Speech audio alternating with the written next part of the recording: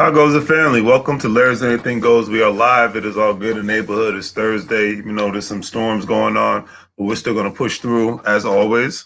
Hopefully, you guys have been having a great day. Today's subject matter is basically we're talking about in today's society, yesterday's society, and tomorrow's society, all the streams of income that's going to be definitely necessary in regards to people making it on a one-to-one basis, surviving, passing down certain things and things of that nature is going to be very, very, very important and whatnot. So welcome. We're going to connect. I'll put the link in the chat room in a second.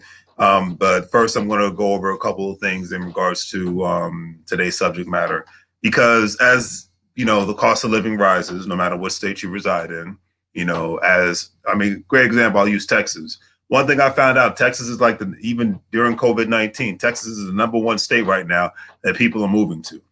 Texas is a great state. I got nothing bad to say about it. It's, it has its good things and its bad things, just like any other state. But I will say to those who are starting their new lives, if you take the old mindset to the new life, most likely you'll be stabilized or you won't survive, but you will not lift to a higher ground if your mindset stays stagnated in the way you were, say, if you left Wisconsin or you left Virginia to move to Texas and whatnot. And like I said, I'm a big fan of Texas. They got some good food. They got some nice people and whatnot. The state has issues like any other state has issues. So I'm not even going to go into that. No state is perfect or whatnot. But for a lot of people, it's perfect for them. So the mindset is, what are you going to do when you move and start your new life and whatnot? Because I have the mindset, the title 7 Streams of Income is going to be, the new survival.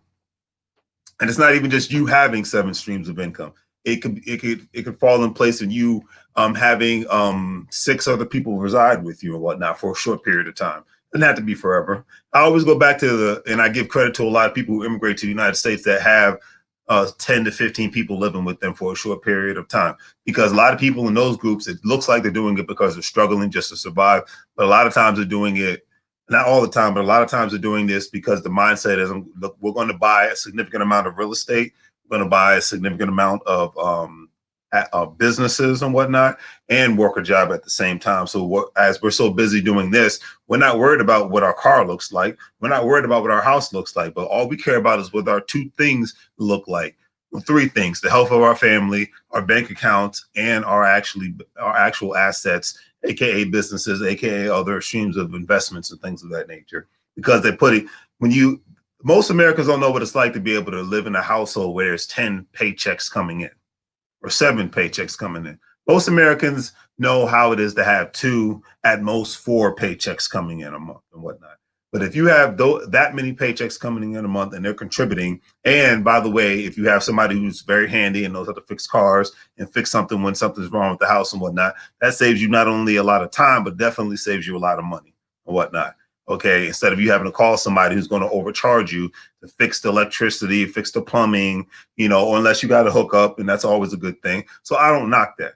But I will say that is going to be the new norm. In a lot of areas, it's already the new norm. You look at the Bay Area in California, you look at the DMV area, Washington, D.C., Maryland, and Virginia, you look at New York City, and now it's going to be, I guarantee you, within the next 5 or 10 years, it's going to be like that in Dallas, Texas. It's going to be like that in Austin, Texas. It's going to be like that in Atlanta, Georgia. Yes, they do not have the same kind of taxes that other states have. However, when the rent rises or the cost of living for a property rises, the taxes will be irrelevant. You might pay less taxes or no taxes at all, but if your mortgage is still high and your rent is still going up, then you need to ensure that you're continuously making money moves. Don't move to Texas. Like, I got a buddy of mine named Chris, hopefully he's watching. He didn't move to Texas with the mindset he had in Virginia. He moved to Texas with, hey, I'm going down here to build. You know what I mean? I had a brother that moved to Atlanta. He left Alexandria, Virginia to move to Atlanta. He went down there to build. And now he owns his own restaurant and whatnot. And he owns a parking lot. Okay. He was a worker up here. He's an owner down there. I made a video just an hour ago about the power of ownership. Okay. And that's what we need more people. Even if you're going to have a job, you got to own something. You own your house, fine. How can you cash flow? I just finished watching a video of this one brother in Seattle, of a very expensive market, how him and his wife actually bought real estate and whatnot. did the house hacking strategy where you buy a house, you live in it for a year, you have roommates, you live below your means, and these people are still making six-figure salaries, by the way, because we're living in a times where who cares what your car looks like, who cares about the jewelry, all that stuff is irrelevant. If it doesn't pay you a monthly check, it is irrelevant as far as the item is concerned, in my personal opinion. If you disagree, I respect that. But in my personal opinion, if your car don't pay you monthly, you're losing. If your jewelry don't pay you monthly, you're losing. Okay. And I'm just going to leave it at that. Your house isn't paying you monthly. Eventually you will be losing if you're not making money outside of your job. That's really the point I'm getting at the end of the day. So if you're in a chat room, say hello, be watching. How you doing, family?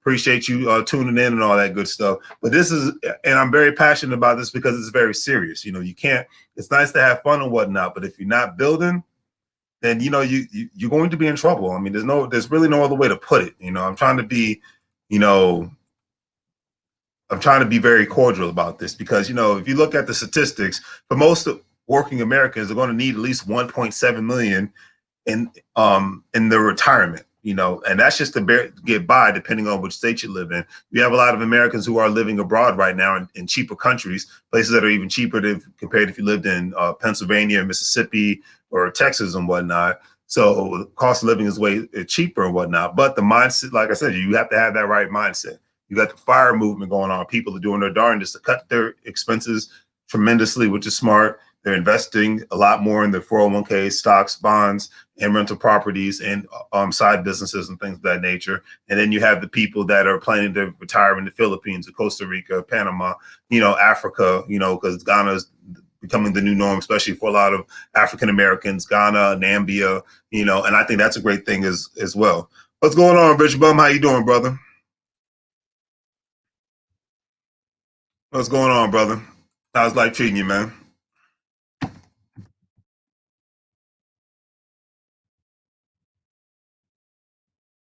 Yeah, so that's going to be the new norm right now, you know, and we need to ensure that we have, because we are in a global economy right now. We've been in a global economy for a long time. And to only have a mindset of I'm just going to be in America and not connect with the rest of the world, that's why a lot of immigrants will even laugh at Americans for not having that mindset. You have people who are bi-coastal. I think that's smart.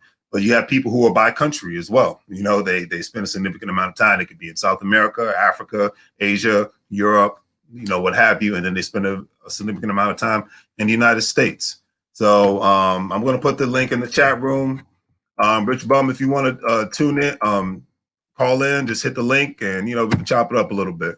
But you know that's what it's all about. You know, it's like 7 streams of income is going to be the new norm. There's just no other way to put it. And you know, I love his handle, Rich Bum, because you got a lot of people that are very rich, but they look like they got 2 cents to their name. Love that. Love that. Okay. And we don't, like I said, we don't need you showing off what you have. Just do what you got to do and then share the knowledge. You don't have to share the wealth, because if you share the information, to me, that can be that's just as great as sharing the wealth, because you're giving somebody a hand up and not a handout. Okay. That's what we need. And I see that in a lot of communities. I would love to see more of that in the African American community, because that's the kind of deals we need to be making. I know it's an election season. I really don't care about it, to be honest with you, because we're in the voting with your dollar season. Okay, and that's not coming around every 4 years. That's every day until the end of time. Okay, that is every day until the end of time. So, like I said, if you want to call in, hit the link, and we can definitely chop it up, because yeah, the 7 streams of income economy. It's been, I can say for real, it's really been in existence for the last 10 years, from 2010 to 2020, and it's going to be until like that until the end of time, unless they make it to a point where they're just issuing, like living in Alaska, where people getting a couple $1,000s a month. Well, I know in Alaska you only get $1,000 a month because of the oil stipend and whatnot, but where they're going to just give people a certain amount of money every month for free for nothing, and it's just going to come out of thin air. But that's the times we're living in. So whether you live in Texas, now if you have a house and you don't have a mortgage on it, that's a different story. I'll leave that alone. But you can live in Texas. Oh, you out in the country, bro? Signal's bad. Yeah, I forgot you out in Arkansas, right? So yeah, I can understand that. It's all good, man. If you can, call in, brother. It's all good. Thanks for watching, man. Just hit the like button. That's all. That's all I can ask for if you can't call in. But yeah, like I said, at the end of the day, this is real. You know, I can't put it any other way. You know, and like a person like him, he's a businessman. He's constantly buying property and whatnot. You know, he gave me some great information in regards to how everything's going on down in his neck of the woods, and that's what one thing I love to engage. Up, my brother from another mother, Chris, is in the house. Speaking of the devil, Yo, how you doing, young man? doing good, doing good. That's good to hear, man. That's good to hear. Yeah. Okay. I see the sun's still out over there because over here we've had a couple thunderstorms and whatnot, man. Oh yeah, we had that rain last week, Mm. just a little bit, but it happened last week. So Oh, is that right? yeah, That wouldn't surprise me. You know, it's just this is the season. Obviously, I mean, it's a good thing you don't live in Houston because you know that's coastline hurricane country right there. yeah. Actually, it was we had a tropical storm that was coming through here, so it was just Is the that rain right? part for us. But I know they probably had it worse over there. Oh wow, yeah, I could definitely get it because one of my friends that lives out there, his good news today is everybody in his household actually had COVID-19. Okay, So the good news for him today, he took the test and he's COVID-19 free, so he's very happy about that. good, good. You know, his other sister, she's COVID-19 free, but his other sister, she's not. And I know she's tired of the nonsense, but you know, it's definitely real because you saw what happened. Herman Cain passed away because of it. I seen that this morning. Like, man, That was unfortunate, you know, and I mean, real smart guy, you know, very successful businessman, you know. Did I agree with everything he had to say? Not at all, but some of the stuff he said actually did make sense. well, that's like for everything, you know. Just Absolutely. you didn't Absolutely. you didn't agree with everything, but at the same time, he was doing what he felt was right for the people and stuff. So Exactly. it just said he had to go from that though, you know. Yeah, I didn't realize he was that old. He's 74 years old. I was like, wow. Yeah. You know, but the crazy thing is they said that he caught it from being out at that Tulsa, Oklahoma rally. Ooh. I don't know how true that is. You know how these rumors circle around the internet, but Yeah. but that's that's the word on the street. Let's put it like that. So I'm not gonna say it's 100% accurate, but I wouldn't have been there. I don't care if I was even voting for the person. I'm like, I'm not going to any major events for a while now. So that's just my personal opinion. So, but I'm glad I got you on, Chris, because you know, like I said, your state is the #1 state right now that is getting the most people moving there, even during COVID-19. I can see that. Now, and I think that's a great thing. And I think because of that, I think and give me your perspective after I say what I say. So I think the thing is for those who move to Texas with the employee's mindset, in 10 years they will lose. And then states like the areas like the DMV area and in California and whatnot, and any other state that has an older mindset and how they do business as a state, they will continuously lose as well. What's your opinion on that? I mean, that's up in the air, honestly. I mean, well, first of all, this is a big state. Right. Well, let's go with the metropolitan areas. I'm not talking about the middle of nowhere town. Well, the reason why I'm saying that though is because like I said, San Antonio is one of the biggest cities in the state, in the country as well. But everywhere I go, there's still land to be developed. Got you. So a couple complexes down from where I live at, they're building houses at. Got you. That's what I mean by that though. Like we got plenty of land, like you can still build stuff, right, and still make it grow. Business wise, I mean, apart the fact that most of the oil is down here, right? A lot of businesses get a lot of tax breaks. Oh yeah. I definitely, like I said, in that regards, I don't dispute that at all. It's like from a jobs perspective, I think that's a great thing that a lot of business, with them moving there and whatnot.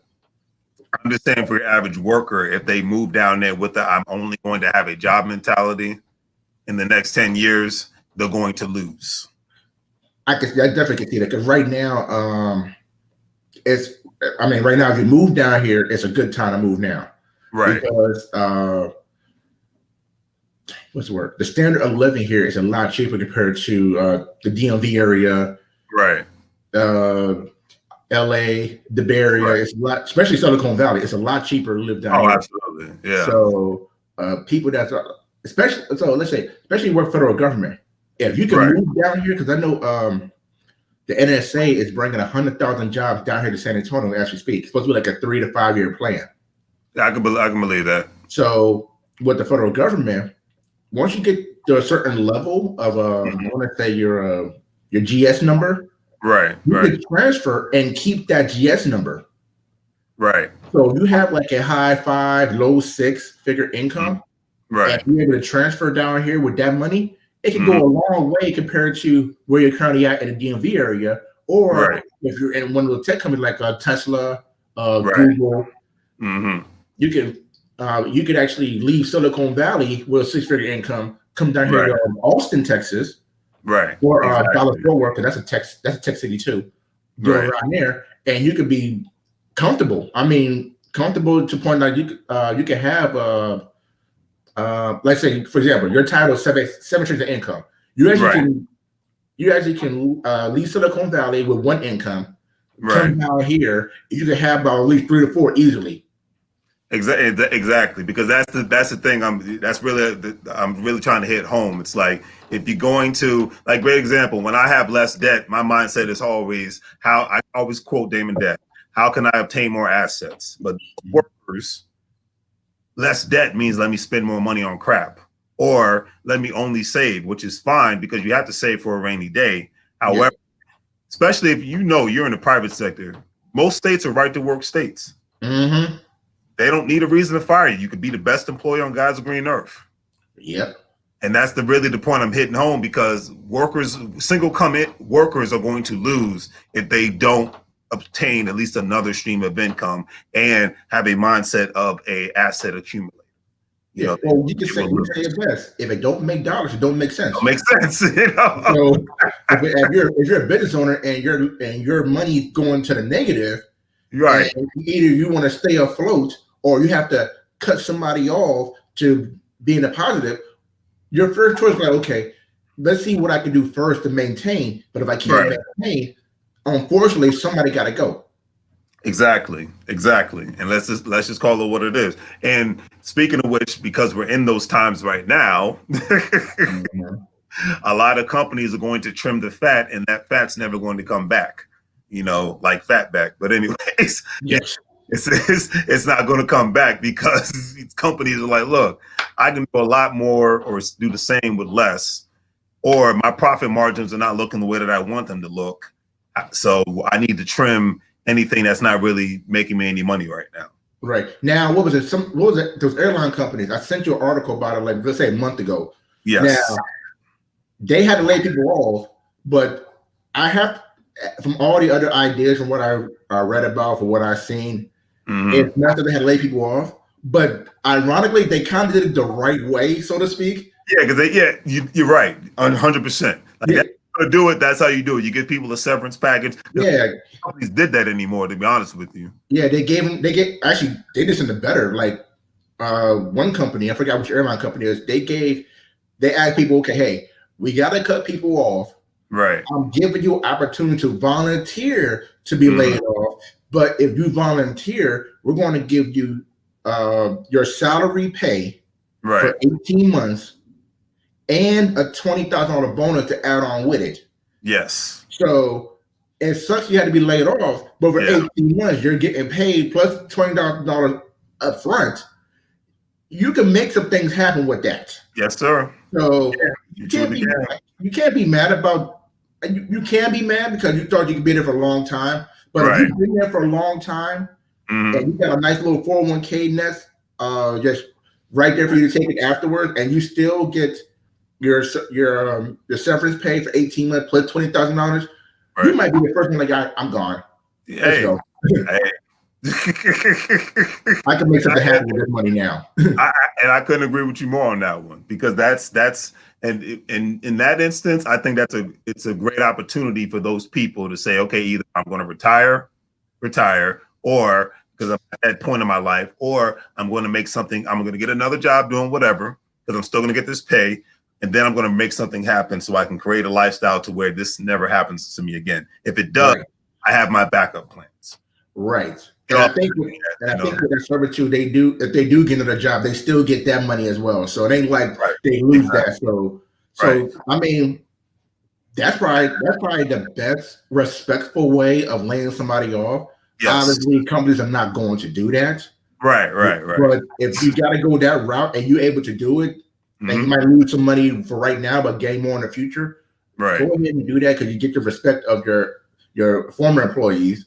Because like, hey, they had laid me off, but they take care of me for 18. They give me money. I don't want to say take care of, but they're giving me money for 18 months to make sure that I'm not struggling. Exactly. And I think that they should be commended for that because most corporations will not do that. One, then two, it's just we're going through a restructuring of the economy right now. No matter how one wants to look at it, throw the political nonsense to the side. We're going through a restructuring, whether we want to or not. So thanks for the like, fam. I appreciate that. But yeah, we're going through a restructuring of the economy. So it's basically it's go time. I watched the episode of The Walking Dead last night before I went to bed, and the people who were, and this what it kind of reminds me of, except nobody's eating my brains out or anything, but it kind of reminds me of that show because, like, hey, the people who were stocked, locked, and loaded, people who created their barricades, people who had their survival tactic skills, and people who were intellectually ready, those are the ones that survived. Only the strong survive. We're kind of in that situation right now, financially, healthy too. We're in that situation right now. Only the strong will survive. Only those who were ready for this moment, like you and me. We knew we can't just take a paycheck for granted. Appreciate it, thankful for it, but we had to make moves outside of that. And now being the stay-at-home economy that it is, heck, you saw. We were laughing about this at my job the other day. You saw what happened with the baseball players, the Baltimore Orioles. No, it was Miami. It was Miami. But yeah, the Orioles landed in Miami, and when they heard what happened, they turned right around. Yeah.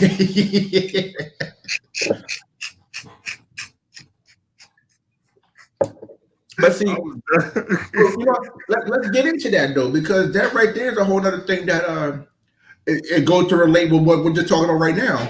Exactly. So the Miami Marlins, not the last name, but yeah, so the Miami baseball team, as of right now, and I just saw the headline, 19 people, players, coaches, trainers, all turned out positive for coronavirus. Wow. So. But they found out about that when they were in Philadelphia. Gotcha. I'm not sure it was the Miami Philadelphia, but they were playing against the Philadelphia Phillies. So they're playing against them. So back in let's say April and May, the commissioner of baseball, he had a choice of doing the same thing with the NBA, WNBA, and Major League Soccer is doing, where they have like one bubble city to play all their games at. Got you. Hockey, they're trying to work this stuff out right now. I think they have something going on in either Toronto or Montreal, one of the two. But baseball had the same idea thrown at them. And the commissioner no, me and the owners have voted we're not going to go do that.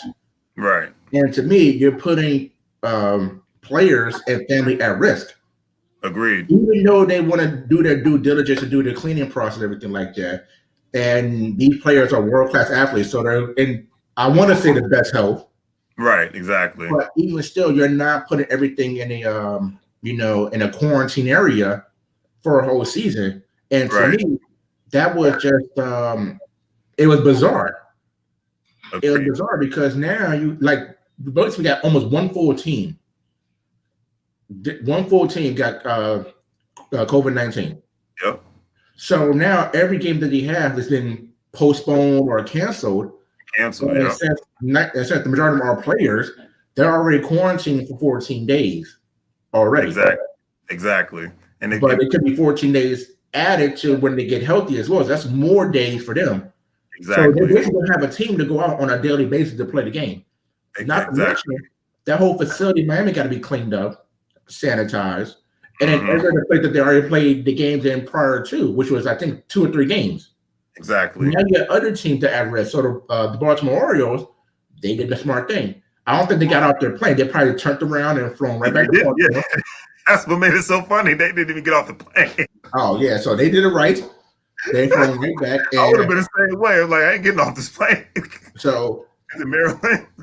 So we got 19 players right now, and that's just players. We don't know about the family members as well. But if it gets any worse to any other team, let's just say the Yankees did about, let's say about 10 of them, they're going to shut down the Major League Baseball again because they didn't get a chance to put everybody in the quarantine area or multiple quarantines because each baseball team have maybe 20, 30 players, coaches, and trainers at one time. So there's a lot of pieces and places, but they should have had multiple locations where you're going to have a certain game to be played at, period. And they didn't do that. It's like every stadium is going to have their own team and their away team playing. And to me, that's kind of dumb. I agree. Because the crazy thing is, in Canada, they said that their team was not going to be able to play the Nats, the Washington Nats. So basically, I believe the team in Canada is going to play the Nats at the Nats Stadium like 2 or 3 times. Yeah. Because Canada's like, I guess in the sense they don't want anybody coming in. That's right. They have a hard time doing that. So when they come down here, they got to play them all at one time and then fly back. So it's a lot of pieces moving in place and everything like that. And like I said, they should have had like multiple bubbles, quarantine bubbles where they can actually go in, play their games, and then when it's all said and done, rest and go home. Because what's going to happen now, and this is going back to business wise, right? They're going to lose money. They're going to lose lots of money. And you got one player, Bryce Harper, that just signed last year a 7-year, 7 to 10 year, $300 million contract. Right. And you got, since the season just started, you got to pay that contract. You got to pay it. So once it shuts down because of this reason, it ain't like he did it beforehand. It's afterwards. You got to pay him that money. You got to pay him. So they're going to lose money. A lot of people going to lose, a lot of teams are going to lose money about this because they went it the wrong way. And the NFL better take notes too, because they're going to be going in the same boat as well. And the crazy thing that you mentioned that, because that's exactly where I was segueing to, because we know the number one sports league in this country that makes the most amount of money is the NFL, right? Yep. Okay. So with that being said, not only them as an organization make a lot of money, but their vendors, the contractors, the cities, the state, I could go on and on. The airlines. Oh, let's talk. We're going to TVs now. The TV. Yeah, exactly. So, and then especially with no purchasing of tickets, if you're going to have the games and there's no fans in the stadiums, then you got the vendors; they're losing money. All the parties and whatnot that happen outside of the stadium. You're in Texas, you know exactly what I'm talking about. It's like a freaking major concert going on at a football game in Texas, and I respect that. So with that being said, I mean, I've been to a game in Dallas with the Dallas Cowboys and whatnot. They were having more fun outside of the stadium, and more money was being made outside of the stadium than it was inside the stadium. Oh, yeah. So, and it's like, if you can't keep these players contained via baseball, and then if there's lack of travel is going to cut, it's even cutting the profitability of the economy all at the same time. Even just those teams and those owners and the leagues and whatnot. So, and then you heard what happened with the one basketball player. He went to his grandfather's funeral, quote unquote, down in Atlanta. Then they caught him in the strip club with a mask on. I'm like, who wants to go to the strip club right now? Is it? No, hold on. It hit the fence. Okay. They do have good food there. It hit the fence, but that's it. I can only defend that part. Is that what they call the Chris? Good food. They do. That's in the defense. So that's all I can say, but that's it. Oh my gosh. But it's so, and that's why I said, like, when this is quote unquote all said and done, because I know that their hope is, that there's, actual the vaccine is actually, successful by early 2021, right? Yeah. and there's going to be a lot of opportunities economically in regards to that. But the thing is, people, especially people that are moving to places, because I read yesterday that the states that are having the most growth right now as far as population, so it's Texas, is Washington State, there's Idaho, for all, God, I don't know why. But I didn't know. Yeah, I know. Yeah, let's leave it alone. There's Colorado. Okay, hold on. Okay, so you said Colorado and Washington State. I think we know why. Oh, you know what? I didn't put that together. I was like, the marijuana culture. So. Okay, we know why they went over there. Now, as for Idaho, I mean, they can make good potato vodka, but I don't know about Idaho like that. So, and you already know that you had a lot of people that moved to North Carolina, Georgia, Florida, because people that move from the West Coast either move into Oregon, Washington, Colorado, Idaho, Arizona, Nevada, states like that, or Texas and whatnot. Yeah. People from the Northeast, they're moving to Carolinas, some to Texas, but mostly the Carolinas, Georgia, and Florida and whatnot. Yeah. Mm-hmm. So, but unfortunately, a lot. Because see, the thing I'm worried about, and I'll be frank with you, I've already told you about the article about it's 2030. That's when, or 2035. That's when the African American wealth is supposed to be at zero, right? Yeah, that's the article. Mm-hmm. That's the prediction. So my fear is, especially for a lot of the African Americans who are moving to these new states, if they had that same generational renters mentality without owning a business, or at least try to change the trajectory. If you don't want to own a business, fine, because it's not for everybody, but at least be able to pass down real estate and maintain the real estate. That I just see it being an all-out disaster, not just for African Americans, but just for everybody. Well, there's one thing else you got to see as well that will come into effect here, and that's like education as well when it comes to, like, at least for owning a house. Now, right. My sister, she's planning on leaving the DMV area. She might either go to Georgia or actually move down here in Texas. Okay. I already told her, whatever you're paying for rent, if she gave you a good number, right, what you're paying for rent, I'm like, you know what? You could use that money right there. Move down south, especially in Texas. I'm not sure what it is, Georgia, but in Texas, right. that's a mortgage. Right. That's a mortgage. So the first thing a lot of people got to come into play is, like, number one, why are you moving from where you at? Number one. If you're trying to get better use of your money, then you can move down to Carolina, to Texas, Georgia. I know Florida as well, because they don't have no state tax either. Right. You can actually have a bang for your bucks, because especially here in Texas, I mean, our house right now, we're paying a good amount of mortgage. That would be like a little less than the rent would be up in the DMV area for this size house that we have now. So if you come out here to own a house, then you're already starting a new trend instead of trying to rent. But the thing is, people have to understand what they're getting into when they move and stuff. So be ready for the responsibility. Yeah. So when I moved down here, my goal was to marry my wife. That's the only reason why I moved down here. And then next thing you know, we had a child, and we worked on getting a house. Now we have a house. And Makes sense. Baby steps.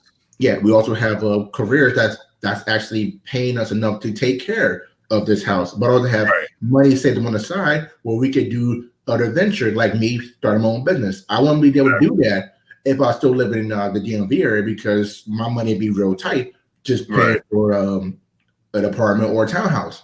Right. Let alone gas and maintenance for the traffic. Right. So, all the traffic. Yeah. So it's the mindset a lot of people got to have when they make that move. It doesn't matter where you go, as long as your mindset is right. Exactly, because that's the thing. It's like, because if your mindset was wrong in the DMV or in New York or California, your mindset will be wrong in Texas and Florida. Well, yes and no, because of two things. But I mean is you have to want to do better. That's what I mean, because you have Yeah, but at the same time, you can They get were comfortable with criminal the in wrong. California. They're criminal in Texas. You get what I'm going with it. Yeah, but if you like say you had the wrong intentions from leaving, let's say New York, you come down here to Texas, Right. and you're still able to make the same amount of money that you had when you left there. You come down here, you're like, huh, I have money. I have extra money now. What can I do with this? Oh Now, yeah, absolutely. yeah. So if you have the wrong intention, but you're trying to go legit and have good intentions, that can go Right. a long way right there. Where you're Absolutely. not worried about how I'm gonna get the next money coming in. I couldn't agree with you more on that one. Yeah. So it just depends. It really is. But Stephen Park agrees with you as well. I'm gonna put his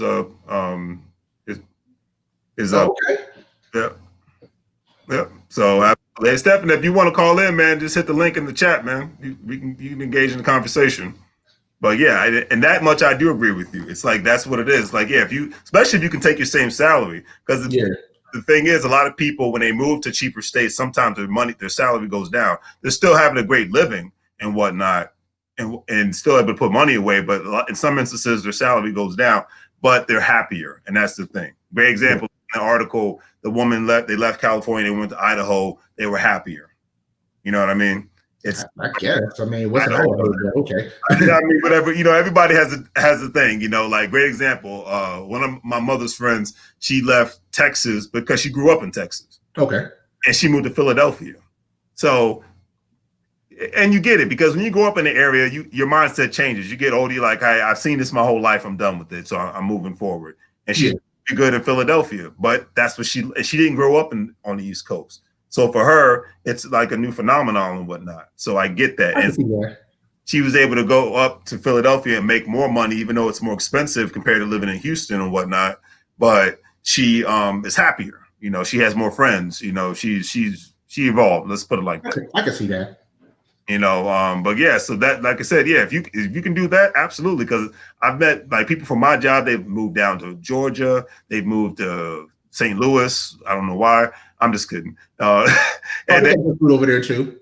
Yeah, and they're a lot more happier, and that's the thing. And like you said, if you got more, to me, if you have more money in your pocket and you got the right mindset, like you said, you can do anything.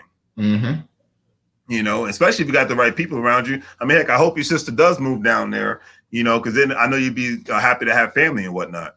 Yeah, I told her this. I told her based on her lifestyle, used to be the place for her to go. Okay. Even though she said she ain't trying to be around with all that flood and everything like that, so like I get it. But she still has her clearance from the government. Okay. So I told her you get a job at the Air Force base down there. Yeah, so like you can get a job down here. You're in the medical field and you have a clearance, so you're good. So whenever ready to come down, just come on down. We'll find you a place easily. Exactly. And I couldn't agree with you more on that one. It's like you said, that's and like I said, she can transfer that. Mm-hmm. And she could do like not only just find a place, but probably even have a better life for herself and her. She has a child, right? Yeah. Mm-hmm. And her child and all that. Because I think she lived in Philadelphia at one point. Did she not? Yeah, she did. And I was speaking to her about that a couple of days ago, and and I forgot why she left Philly because the schooling system she had up there for my nephew was better than what she had down in Woodbridge. Is that right? But because of his age and her job is trying to at that time was trying to make her work 12-hour shifts. Ooh. Only get paid for 8 hours. Only get paid for 8? Yeah. She couldn't have that because she couldn't be there for 12 hours. Then her son is in the house by himself. Exactly. Yeah. I couldn't agree with you more on that one. Yeah. Now, even though she liked it there, she did. Even though a mutual friend of ours, Bill, he was telling me when I told him my sister was moving up there, he's like 50 minutes away. Got you. So there were people in place. Like when I found out she was moving up there, I called her like, "Hey, where are you gonna be at to make sure my sister's good?" So I already had to make sure that if something go wrong, she had somebody to go to, stuff like that. Absolutely. But with the job, the reason why she moved back because it wasn't for the job, doing all that nonsense, then she would have still been up there. I can believe that because contrary to popular belief, Philadelphia's got this little gentrification going on. It's way cheaper than the DMV area. Yeah, it is. Yeah, like Pennsylvania. I mean, that's why I invest in Pennsylvania. It's very, very cheap. You know, you can get a decent house for $40,000 to $50,000. You know what I mean? And if Oh you want, yeah. in like the size house that you have, you can get it for 80 to $90,000. So it's like, Mm. yeah, it's like it's not bad. I mean, the winters are pretty bad, but you know, Well, I mean, but you live up there, you'll be prepared for it. yeah, exactly. But you know, as far as cost of living goes, it's not that bad. And she seemed like she liked it. That's why I was like, okay, well, hey, hopefully it Yeah, works out. she loved it, but it was just the job. It was just the job and like safe security for her son after he Right. got out of school. That's what she didn't like, so that's why she moved back. It wasn't for that. Everything going good. I think it still would have been up there. Yeah, I can believe that. You know. So what is your advice to the I like to say the people of after what no life after COVID-19? What is your advice for people in regards to the multiple streams of income? Because you know they still haven't passed anything in regards to the unemployment benefits, and you know that's basically because you know America's kind of going broke right now. I'm not trying Yeah, to be negative, but America's kind of going broke. Companies are on the verge of bankruptcy, if not already. You know, so we are living in some shaky, interesting times all at the same time. yeah. Whenever things quote unquote do stabilize, because they have no choice, it's either stabilization or failure. Yeah. What is your advice to people of life in regards to after COVID-19? Uh, if you got a skill I set, have a feeling it will happen again. I mean, yeah. it's If crazy. you got a skill set, um, first of all, you don't have a skill set, do some research. Number Yes, one. sir. Number two, if you do got a skill set, bet on yourself. Amen to that. Bet on yourself, because nobody's going to be more hungrier than you. I agree. So if you got a skill set, bet on yourself. Find a way to make. Okay, find a way to make $1 off your skill set. If you Yes, make $1 off your skill set, then you can make 10. You make 10, you can make 100. You make 100, you can make 1,000. Just find a way to make a skill set, find a way to make at least $1 off your skill set, and I guarantee you'll be able to get more after that. I agree. I agree. And not only that, we need to definitely you remember the movie Soul Food? Yeah. Mm-hmm. Okay. I know it was a long time ago. It feels like it was a generation ago. But the one thing I loved about that movie Soul Food was Big Mama's house, right? Mm-hmm. Like back then, a lot of families, especially African American families, they had that one house. Yeah. It was paid off. Everybody went to for Thanksgiving. Mm-hmm. Whoever passed away got handed down to. I mean, this is why a lot of my friends in LA can't get gentrified out of LA because they still live in houses that are like $800,000 now. But Big Mama and Big Papa, you know, the great grandparents and whatnot, bought those houses for next to nothing, for Yeah. $45,000 to $60,000, and But and the family unit has kept those houses in the family name in for generations to come. And now they keep having people coming at them back and forth. Hey man, we'll buy this house for this amount of money. And they're like, we're not selling.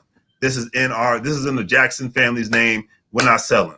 So gentrify everybody else up out of here, but we're not going anywhere. yeah, unless it's a number they can't refuse.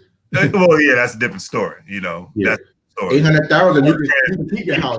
$8 million, you might say, all right, we might have to renegotiate. Well, my one friend, he's basically retired now because his great grandfather owned a house about 5 minutes from Santa Monica Beach. Ooh.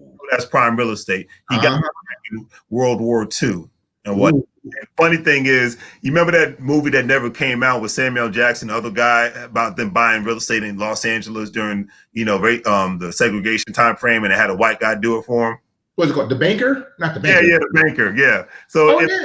he says his great grandfather did that. He had one of his buddies that was in the Navy with him buy a house. You know. Yeah. That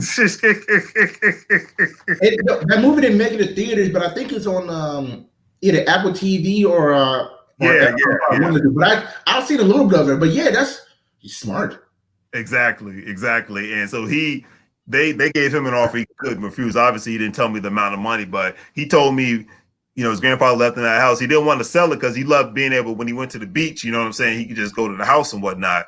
But because he would just pay the property taxes and the insurance on it.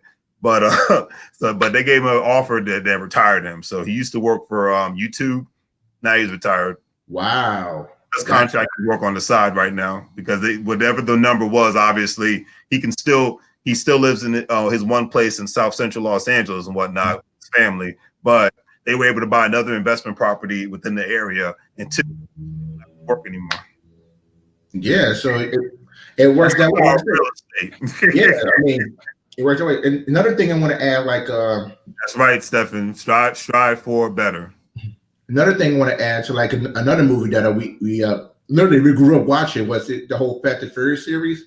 Oh yeah, and the one thing that was always talked about was just about family. So remember part 1 when they actually had get everything ready for dinner and everything like that. Yeah, yes. And stuff. Everybody all sat down. Like you rarely get that now, you know. But the thing about it though about that, like everybody sat around and you could basically talk whatever you want to talk about, but everybody got to agree and just have a good old time and stuff like that. Yes, we got to have that again. Like everybody have dinner, sit around the table, talk whatever you want to talk about. It could be, well, for my kids, school wise, right? For me and my wife, for me and my wife. It's funny because actually, I joked about this with her, but it's now I'm now getting more serious about it. But I asked her, "Hey, what do you earn today?" Not what you learn, what you earn today. I like that. So it was one of the things that we joked around with, and I'm actually I'm trying to convince her to make a YouTube channel about just stuff that she loves doing. So, to go viral. Yeah, so I'm getting closer to that. That's the number one thing that goes viral on YouTube nowadays. And actually, so one thing I want to bring up to you. Remember my video that I made about doing reviews and everything like that? Yeah, so I'm actually going to put my money where my mouth is as well. So the next video I'm going to do, I'm going to talk about just like let's say 3 books that I have. Right. My next video. But what I'm going to do, I'm actually going to set up a $100 giveaway. Oh, there you go. But for 5 people, so $20 a piece with the Amazon gift cards. Okay. So what I'm going to do is so people that watch that video, and I'm telling the world right now, I'm gonna get that video up for this weekend. Watch the video, make a comment, how you like the video, good or bad, doesn't matter. I take all comments to consideration to make myself better. But we get up to 100 subscribers, I'm going to give 5 people $20 gift cards. You know what? That is very smart. You know, that is very smart, and that's going to be a win-win situation on that one. You know, the thing that you mentioned that was one of my favorite YouTubers. He's actually doing that for people that actually sign up with Care Bars. Oh, okay. And he's like, if you sign up 4 or 5 people, he will donate enough amount of gold so that somebody can actually purchase a specific business package and whatnot, or they can cash the gold out, whatever they want, whatnot. And I was like, you know what? That's a good idea. I think I might start doing that. If they build up a team good enough, I actually have them purchase. I actually donate a certain amount of gold to them, and they can do whatever the heck they want with it. Right. So, but I'm definitely gonna put my money where my mouth is. Like I said, with the reviews. So yeah, my next video, I'm gonna say it in my next video. Put a comment in. Let's get my subscribers to 100. Once I get to 100, I'm giving out 5 $20 gift cards, Amazon gift cards, and it's gonna be randomly selected for those throughout that 100 subscribers. And whoever gets them, I'll make sure you guys have it. I like that. That is. You know what? I need to do that myself. I think that is a grand old idea right there, and that's how you do it. Show creation, right? Yeah, got to, because they don't have to like the video. They don't have to subscribe to us, but they're interested in knowing more about what we're doing. So that's my token of appreciation. And then let's say get 100, let's say 500, I start giving out more giveaway, or any small businesses might give out a free service. Even better. So better. That goes back to the barter system, as they called it. Give something, you give something back instead of exchanging money. You're exchanging services or items. Yep. I just thought about that. That is a great idea. That is a great idea. You know. Oh yeah. So And that's what I'm going to be doing for my channel. you know what? That is a grand old idea, to be honest with you. And you know what? I'll make an announcement now. Anybody that can get me up to 500 or extra 100, and let me know that they're your friends by that commenting on one of my videos as soon, or emailing me as soon as you subscribe and whatnot, you will get a specific prize from Amazon. Just to keep it simple, because everybody loves Amazon. Mm-hmm. You get a $100 gift certificate from Amazon from the people, the 3 people that contribute to that, and we'll go from there. So definitely. Thank you, Chris, for that good idea. This is why I love talking to you, man. I learn something new every time. Oh yeah. that is what I'm talking, and I think that's great for your channel, man. That's going to be a win-win situation.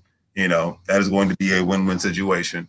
So what do you think are going to be the best new bright ideas for 2021? I mean, I got my game plan. You have your game plan, but you know, 2021 is going to be interesting for the school year.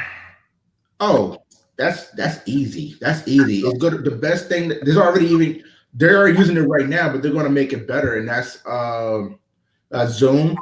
Mm-hmm. Microsoft is getting their own better version of Skype called Microsoft Team. Is that right?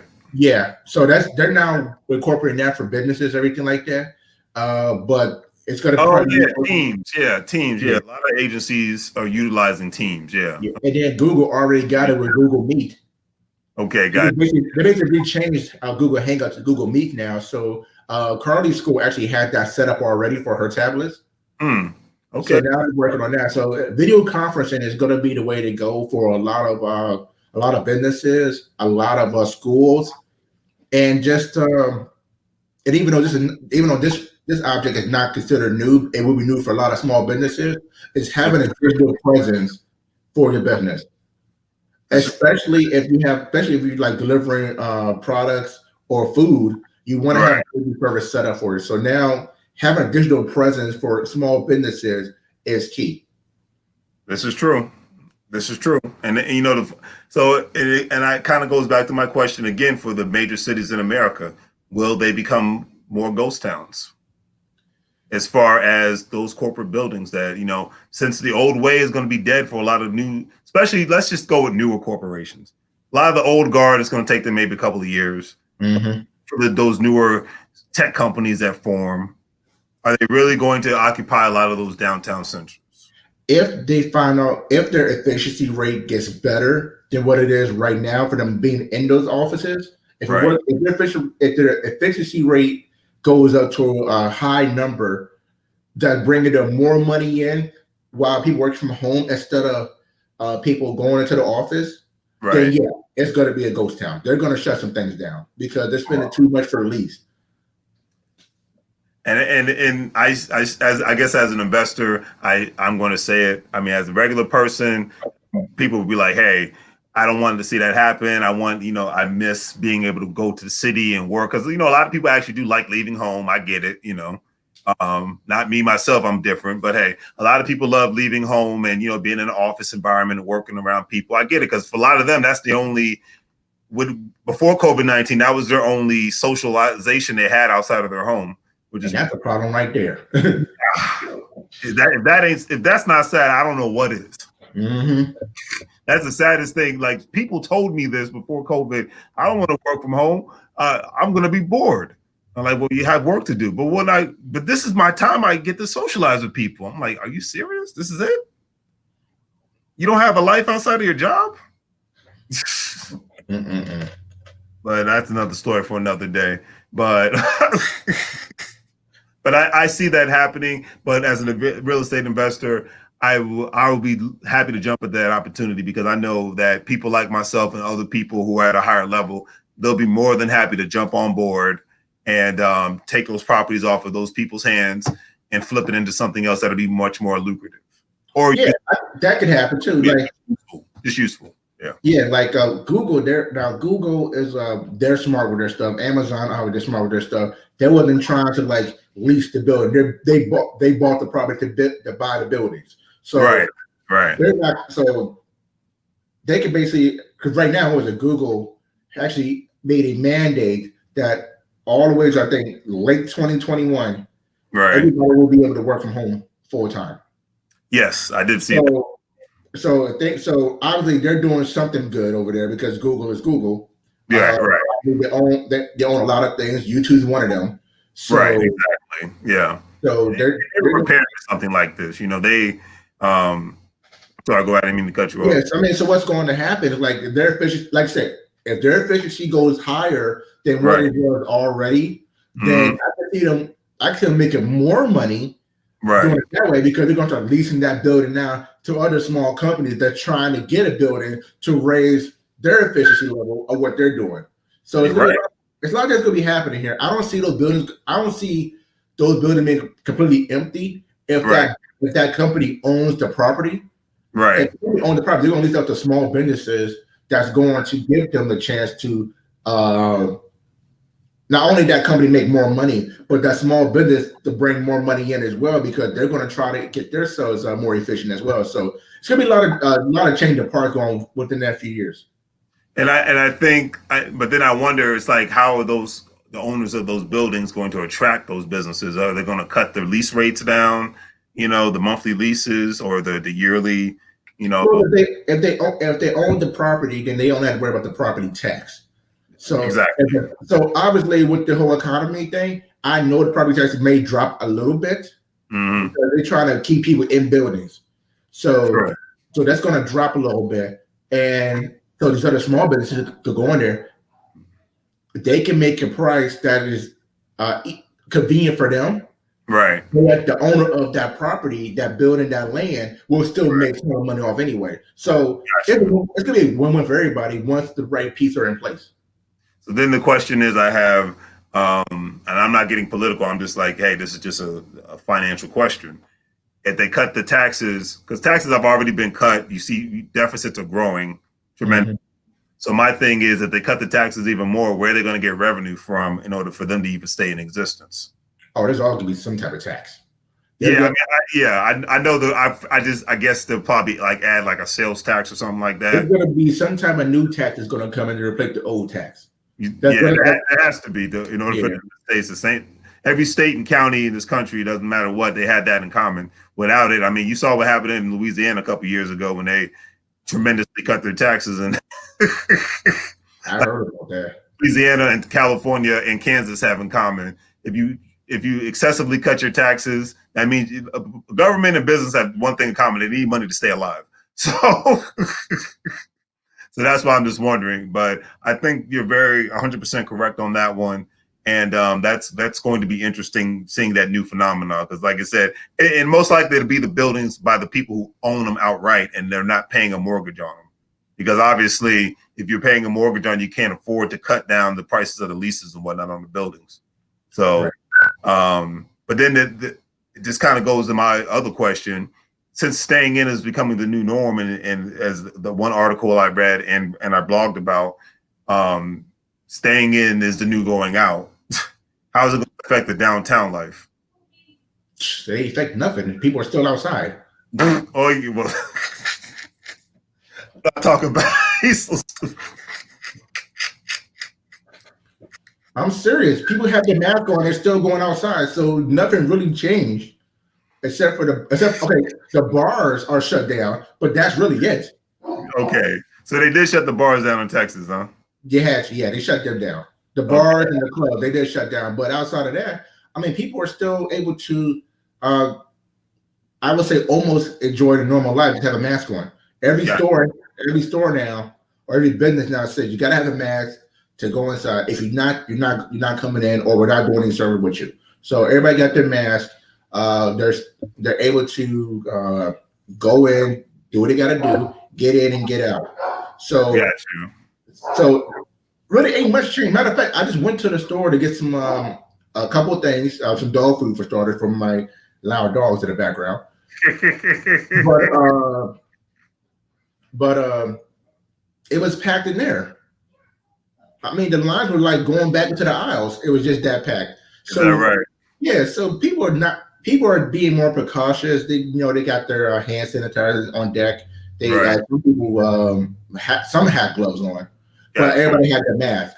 So and Yeah. everybody keeping they're supposed to be 6 feet, but some people can't count. So Well, I mean, it's funny. So yeah, today I went to the grocery store and one of the, I was talking to the cashier and he was just like, I said, yeah, I see everybody's got their masks on. He said, yeah, well, not everybody. He said, we had to kick this one lady out earlier today. I said, really? He's like, she didn't want to have her mask on. Then we told her, well, no mask, no service. Because every place has that sign now, no mask, no service. yeah, Then she caught the attitude, put the mask on, and then when she went like to one aisle, she put it down under her chin and whatnot. So they had to tell her like 2 more times, and they're like, "Look, the manager." They called the manager. He's like, "Look, if you put the mask on, you get out of my store." Like that's how it's going down. yeah. At least down here, they're hiring security, so you don't How have about that that? mask on. Well, like I said, you ain't getting past this security guard. I'll tell you that right now. Is that right? They even Uh, have security guards. Wow. yeah, this is a big dude, number one. So I can hide behind him standing straight up. So you're not getting past him without a mask. I guarantee that. Hey, you know what? I can understand that completely, man. I can understand that completely. Yeah. And it just so how is the vibe down there? Because up here it just seems like it's a lot more weirder when you're dealing with people now. They're more It's on edge. it's honestly more like a surreal moment because just the fact that how so many people are can get COVID-19. I Mm, mean, us down here we have what we call rapid testing. So okay, if you have any symptoms or you're around somebody that has the symptoms, right, then you can actually take a test and find out in within 15 minutes if you have it or not. got you. Uh, but That's not, even still, it's surreal because it's almost got like almost an eerie feeling. Like you want to say people could be in fear, but at the mhm. same time, you still got to live your life. You just got to be more precautious with it. So it's interesting, but outside of that, people still got to go get their food. Yeah, People still gotta go to work.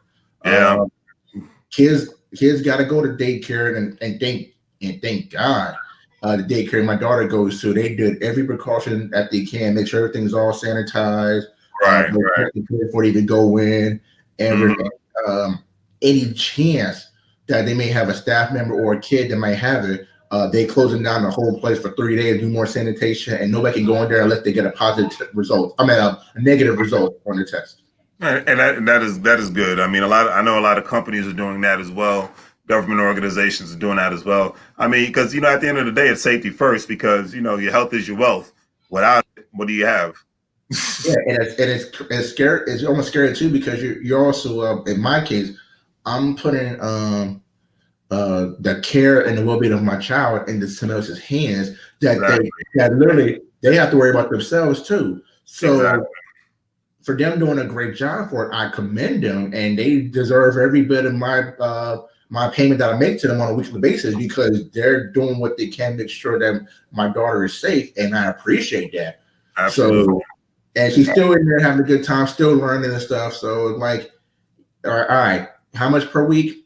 Cool, no problem. I can pay that easily because you're doing what you're supposed to be doing. Not many places can have that. So, You know what? I can totally respect that, man. And on that note, I definitely appreciate it, brother. And when it comes to the 7 streams of income, I know for the most streams, it's most people, it's the single income, the income with their spouses. That can be two. A lot of people have their VA benefits. They get their military pensions. Added on selling products and adding a specific service, even if whatever skill set you have. Because great example, most IT professionals and general contractors and mechanics do work on the side anyways. So yep. why not just turn that into a side business? You don't have to work it like a business, but hey, when you do the work, you just get those business tax write-offs and whatnot. So that's where we're at. And I just think doing that in this economy and having real estate in your family that does not have a mortgage on it, for the future generations and whatnot, is going to be very, very helpful for a lot of people when they first get out of high school, get out of college, get out of the military. That needs to become the new norm. Well, let me ask you a question real quick. Sure. Since we are talking about 7 streams of income, what do you think would be a good number of streams of income should you have to start with? Oh, definitely two. Two? Okay. Definitely two. You know, your job, a side hustle. I mean, I worked two jobs for like almost 7 years. You know, I know. So, you know, I was a man and I didn't have to. I did it because I wanted to have a significant savings, a significant amount of assets. I did not want to be the average dude anymore in regards to finances. I wasn't doing it to floss. I was still driving a crappy car, still wearing old clothes, you know, and we need to get back to that as well because, you know, the only thing that needs to be flashy is what's in that account, you know. Yeah. And then whatever assets that are growing, and then you can shine after that. You know, when that's shining first, then everything else can shine later. But that's just me. Not everybody has to follow that mantra. But and the thing is, I say this because I like to talk to people who immigrated to the United States because the majority of them had the mindset of I came here to kick butt. I'm here to be basic. I could have been basic in my home country. Right. So I came here. Yeah, I got the 5 families living in the house, but we own real estate and businesses on the side. You just don't know about that. You know, whether, you know, you're from Central or South America, you're from Africa, you're from the Middle East, that they come here with that mindset, you know. Like I told you about that Indian family that owns all those 7-Elevens and hotels and whatnot because they put all their money together. And when they have a family reunion every year, it's more than just barbecue and doing the electric slide, you know. And the one thing I like about that, about them and stuff like that, and I go with that same mindset too, of outside of making my own videos, everything like that. Right. We don't talk about their business. They make their moves, and by the time you figure out, wait, what happened? What happened? They're like, I've been doing it for years now. You just ain't seen me. And then when you do, and then when you be like, why you didn't tell me? The first thing they say, you never asked.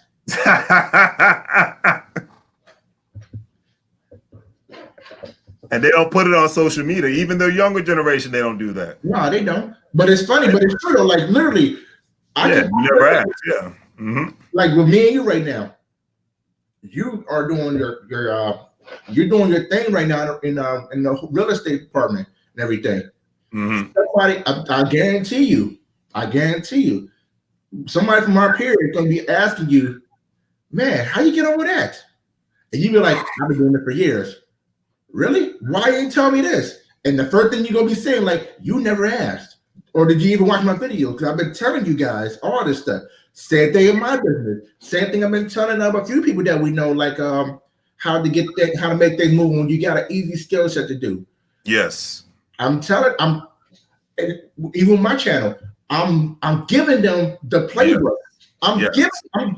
My channel is called Spread the Knowledge. I'm giving people the game, but they don't know how to utilize it yet. And then by the time we get to where we're supposed to be at, right, which hopefully be very soon, but we get to where we're supposed to be at, they're gonna be asking, man, what happened? How do you get there? And I'm gonna say the same thing. You never asked me. Exactly. The playbook here, step by step. I can still help you, but it ain't gonna be the same as before because now I'm too busy that I can't help you one-on-one. Exactly. I gotta go with one of my employees that I just hired. Where I want to be at to work with me one-on-one. You're right. So, a lot of things happening, but just like with the people that came from other countries that flourished, and sometimes I even feel bad that we knew some of these people that came in from overseas and doing their thing. We just didn't have the mindset to ask them, what are you doing? Or what can I do to be a part of it? Exactly. And the thing is, they're economically on code with each other. They don't discuss it. They just do it. It's about the action plans are put to place. But like you said, it's not broadcast to the world. And next thing you know, they own all these buildings and all this real estate and whatnot because there was collectivism going on there. Yeah, and they're willing to help people when you ask them. They're willing to do that. You may not be in the same mind frame or mindset as they are at that time, but they'll tell you what it is, and it'll be ingrained in your brain. So when years come down, like, oh, that's what he meant by this. Okay. Exactly. I'm ready to do this now. You may go back to the same person, like, hey, I'm now in my spot now to do something with this. any advice to help me get over this hump. And they'll be eager to tell you what it is because they never want to see nobody fail. They always want to see everybody succeed. At the same time for us, like we want to see people succeed. I mean, hey, my business alone is to help businesses succeed. So if I can't make you succeed, I can't succeed. Bingo. So I couldn't agree with you more. And what is your business name, sir? Reaching Out Consultants. Reaching Out Consultants. Man, that's ready. Don't forget to put the link in the chat room, young man. I will put it up there. Oh yeah, let me do that right now, so I don't forget. That is what it's all about. It's about to collectivism. It's like what good is it? And I'm not trying to talk down on anybody, but what good is it if you guys have the same interest in regards to your football teams, your video games and whatnot, and your fraternities and your colleges and your military prior service days, if there's no economic collectivism going on? It's cool to be into those things. I'm not downing that. Just let there be some economic collectivisms so there can be some ownership outside of the norm. Well, with fraternities, and I ain't gonna lie, when I was in college for those 2 years, I wanted to be part of one of the fraternities. Right. They were just I forgot the reason why they wasn't at the school at the time, but right. But with fraternities, you actually have to pay to get in, and then go through the rituals or process to be a part of that core group. But the one thing I can say is that it's just another form of networking. And for me, at a historically Black college, that network would have spread pretty good. So they would have. So if I was a part of it, I know I would have had my connection for somebody who want to do business, or for somebody that want to get a career in that field, because that network actually spans pretty good. So I would definitely say if you are going to go the traditional college route and you want to be in a fraternity, see what they can offer back to you instead of you trying to see what you can do for them, because it goes both ways. Absolutely. And if you don't want to go to college, then go to a trade school, because you can get the same amount of education for your skill that you want to do. Mm-hmm. Exactly. And then you can make your own and make money at that as well. So when you get your skill set, you could actually start your own business right there in the spot, or work for a company that help you get your more experience to be a position of power. And that much I can agree with. And I just hope that, because like I said, it's a great place to network. I've seen it in action and whatnot. I'm not a part of a fraternity, but I've seen the fraternities in action, But the main thing we need more of is to see them owning blocks, not just having conventions. Ownership is very important right now to me. Yeah. It's very important right now to everybody else. So that those networking relationships, it needs to transition to some sort of ownership. Because if these fraternities own the blocks, and these people who were in the military own the blocks, and they can, especially with them, thank you for your service. A lot of times they've earned these benefits, these VA benefits. Mm-hmm. A traditional house, buy a duplex, or buy a commercial building. Oh, and another thing I found out this past weekend with some of my neighbors that got their VA loans and stuff like that. Right. I just found out that if you have a VA loan, you can buy a house. You got to live in that house for a year before you move out. But you actually could use that. You actually could get another VA loan for another house, but it's the same scenario. You just got to live in that house for another year. So you can, as long as you have your VA loan, you can buy multiple properties, but you just got to be at least one of them during that year frame when you get the house. So you might have. So it might take 5 years, but you're gonna have 5 properties. Exactly, and it's you mentioned that because it got that. Remember that guy I told you who's living in St. Louis right now? Yeah. Mm-hmm.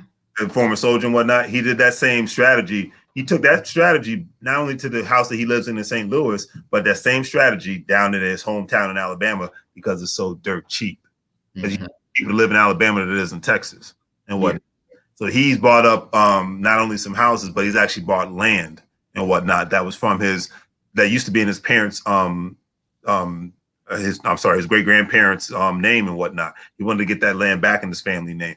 This is what I'm talking about. Like you said, the fact that you can do these things, it's a form of house hacking, but you doing it with a VA loan is beautiful. Why? Because with a VA loan, you don't have to put any money down, and most times you don't have to pay for any closing costs. Yeah, that is definitely true. So that's a beautiful thing, and the military's personnel that take advantage of that. You know, like I said, it's an ownership culture we need to have. You've seen little Mexico, you've seen little Pakistan, little India, little Chinatown, little Asian town. It's time to start to see our little towns now. Ownership, that's all it is. And it's not any other culture because everybody does it. So we just need to get on board. Yeah, it's all about mindset. That's all. I'm embracing everybody. I'm not downing anybody. It's about mindset and knowledge and asking the right people. Yes. I'm about to say, me and you, we both know a realtor that's doing his darn thing in Woodbridge right now. Exactly. So if we have any, I know if I had any more questions, I'll go to him for that stuff, for the house, everything like that. Exactly. I'm gonna go start buying property, start flipping them and everything like that, or refurbishing them and getting it up. I could definitely go talk to you for that stuff. Exactly. And then same thing for you. You got any questions on how to reach out to your subscribers, to your customers, everything like that? You know, you can call me anytime. All it is basically like, it's all communication. I'm willing to help you out with the stuff. Absolutely. I never had a problem with that. My problem is always like when people want to doubt me, right? But they don't know the big picture that I'm starting to see and stuff. Mm-hmm. So I'm always willing to help, but if I'm willing to help you, I hope you get to where you need to be at. Just don't try to doubt somebody that you never did before in your life. I agree. And that's the thing. You know, a lot of people like to take a leap of faith. Take a leap of faith when it comes to the services that you provide. And the next thing, no risk in life, no reward. That is definitely true. Take a risk when you have a child. Not saying risk, but you take a risk. You take a risk when you get in any relationship on any level, especially nowadays. Okay. Oh, yeah. You know, even especially COVID-19. I don't even let me go there. But you know, you take a risk when you're working at a job, because a lot of times, you know, you could be in a hostile environment. You could be in a position where you could get laid off for no reason. You know, take a risk when it comes to investing. Take a risk when it comes to living outside the box. Take a risk when it comes to moving to another area, moving to another country. Yeah. Just don't stand still, and please, for the love of God, do not be stagnated. Because when 2030 gets here and you're the same in 2030 as you was in 2020, I really feel sorry for you. Oh yeah, I agree. And I know I'm gonna say this. I'm making a vow to myself by 2025. I'm gonna be my 9 to 5 job, or 6 to 3, whatever it is. It's gonna be fun. And the thing that I enjoy working there, right? But by 2025, and I already announced to myself it's funny. Actually, told my boss this, but I don't think she fully understood the whole idea of it. But I already told her, when you give me the opportunity, this is going to be my last job here. So I already told her this is my last job. So 2025, I really want to just end that. and you know, I love that. You know. I love that, and that's the post. That's because you're speaking it into existence, and you're letting them know. And that's how I've let my my higher ups know that as well. They already know where I'm trying to go, and I only want one more job in my life, you know, for the most part. And if I end up staying there for a lot longer, then great. But if not, my mindset is ownership, collaboration, and freedom. Yeah. A lifestyle based on my terms and no one else's.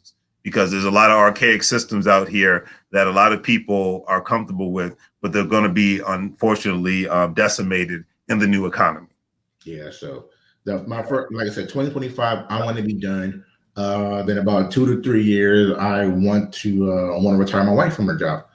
Now she's still going to school because she wants to better herself and want to be a nurse. So she might want to stay part-time because that's a good achievement. She wants that. So Absolutely.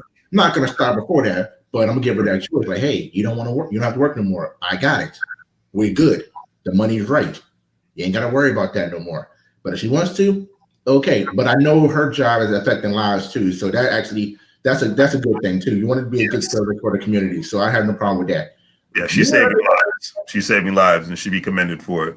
And you just said the perfect word, option. Mm-hmm. That's what I'm all about. Just make it an option. If you want to continuously have a job and you love your job, awesome. Just make it an option, because when the economy tanks, it always does. It's like a merry-go-round. Mm-hmm. Office, the economy goes up and it's like a wave. It goes up, it goes down. No matter who your governor is, it goes up, it goes down. So are you prepared? Are you and your family prepared? That is the only question that needs to come in mind. Not who sits in the White House, but are you and your family prepared? Money talks. Where money talks and everything else walks. Trust me, no matter what line you fall on. But That's true. But appreciate it, Chris, man. Thank you for tuning in again, man. And I definitely got I got your link up there, man. Yes, sir. Stay safe down there, brother. And, hopefully when this thing is over, like I said, I'll be down in San Antonio and we'll be toasting it up. All right. Oh, yeah. I got some tacos ready for you, man. But all right. right. I want to remind you guys, getting my video is going to come on this weekend. When we get to when I get 100 subscribers, I'm throwing out a $100 giveaway to 5 people. So 5 people, so $100 in total, 5 people. So $20 per person, Amazon gift card. I'm going to do that giveaway. We're going to start it off with my next video that I'm going to put up this weekend. All right. Looking forward to it. I'm definitely going to be tuning in, sir. All right, man. Talk to you later, brother. All right, brother. Take it easy. All right, family. It was definitely always a pleasure. Thank you, Chris, for tuning in. Thank you, Stefan, for your service to this country, man. I see your mobilization, brother, so it's all good, man. Stay safe out there as you serve this nation, brother. I really appreciate you for doing that. Real talk, man. But yeah, definitely, everybody, thank you for tuning in. Thanks for the likes. Just likes, share, and subscribe. That's all I can ask you to do. You see in the timeline, the Care Bars International. If you want to join, it's basically we're buying gold, we're saving it. You have an option to refer others to do so and build your own gold savings team. You can make money off of people when they buy gold and they buy specific packages and they refer people. It is referral-based marketing and whatnot. So look into it. If not, it's all good. No negative comments because they get deleted and you get banned. And definitely check out the online store, purchase some specific products, support your small businesses. We definitely appreciate it. And then on that note, and thank you everybody for the super chats, the Cash Apps and the PayPal donations. It's always greatly appreciated. So thank you guys for your support. Have a great day, and I'll see you guys next time. And I'll definitely see you guys next Thursday. Take care.